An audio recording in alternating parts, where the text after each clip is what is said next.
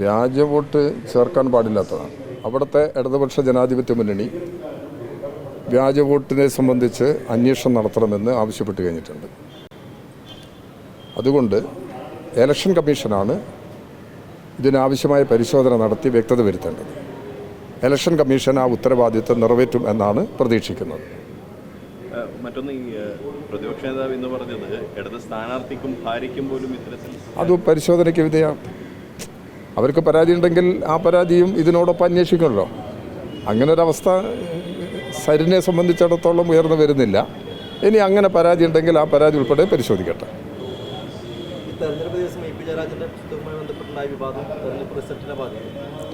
വിവാദം ആരാ ഉണ്ടാക്കി? മറുപടി പറയും. നിങ്ങൾ ചോദിക്കുന്നതിന് ഞാൻ ഉത്തരം പറയാം. ആരായാലും അല്ല, എന്തായിരുന്നാലും വിവാദം ഉണ്ടാക്കിയിരിക്കുന്നത് ജയരാജൻ്റെ പുസ്തകം പ്രസിദ്ധീകരിച്ചിട്ടില്ലല്ലോ. പ്രസിദ്ധീകരിച്ചിട്ടില്ല.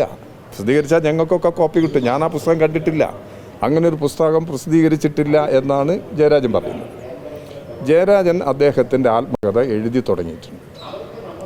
അത് എഴുതി തുടങ്ങി എന്നുള്ളതല്ലാതെ ഇത് ഏതെങ്കിലും ഒരു സ്ഥാപനത്തെ പ്രസിദ്ധീകരിക്കാൻ ഏൽപ്പിക്കുകയോ ഇത് മറ്റ് നടപടികൾ സ്വീകരിക്കുന്നതിനെക്കുറിച്ചൊന്നും ഒരു തീരുമാനം എടുത്തിട്ടില്ല. അത് സംബന്ധിച്ചാണ് ചില വാർത്തകൾ പത്രങ്ങളിൽ വരുന്നത്, മീഡിയാസ് വഴിയാണ് വരുന്നത്. ഞാൻ അതിൻ്റെ മറ്റു വശങ്ങളിലേക്കൊന്നും കടക്കുന്നില്ല.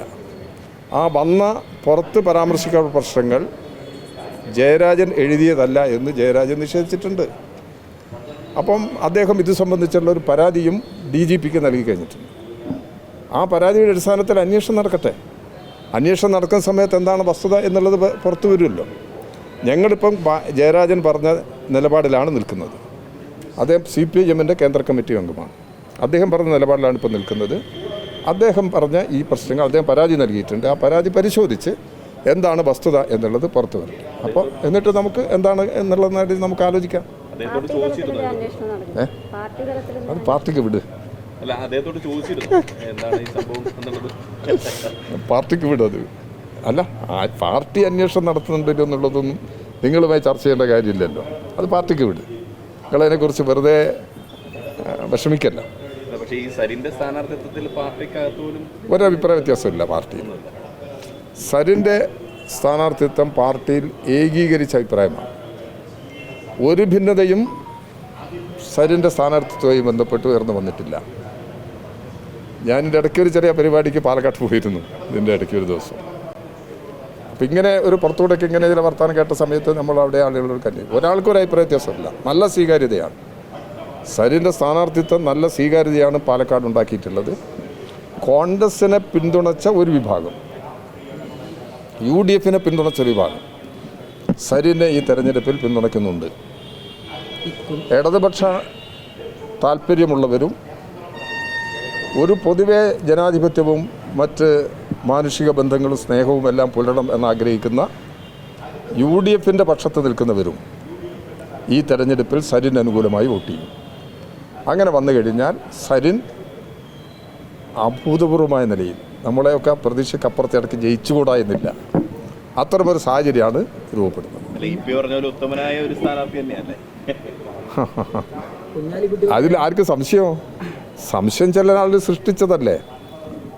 EP ജയരാജൻ സരിനെതിരായിട്ട് സംസാരിച്ചു എന്നുള്ള വ്യാഖ്യാനത്തോടു കൂടിയാണല്ലോ ഇത് വർഷം വരുന്നത്. EP ജയരാജൻ അത് സംബന്ധിച്ചുള്ള നിലപാട് വ്യക്തമാക്കുകയും ചെയ്തിട്ടുണ്ട്. EP ജയരാജൻ CPMൻ്റെ കേന്ദ്ര കമ്മിറ്റി ആയതുകൊണ്ട് തന്നെ പാർട്ടി തീരുമാനത്തിന് വിധേയമാകാനും അദ്ദേഹം ബാധ്യസ്ഥനാണ്. ആർക്കും ഞങ്ങളെല്ലാം പാർട്ടി തീരുമാനത്തിന് വിധേയമായി നിൽക്കേണ്ടവരാണ്. അപ്പോൾ ആ നിലയിൽ പാർട്ടി ഇത് സംബന്ധിച്ച് ചർച്ച നടത്തി തീരുമാനമെടുത്ത് ഏകകണ്ഠമാണ്. ഒരു ഭിന്നതയും പാർട്ടിയിലില്ല, ജനങ്ങളുടെയിലും ഭിന്നതയില്ല. അതാണ് അവിടുത്തെ അനുഭവങ്ങൾ വ്യക്തമാക്കുന്നത്.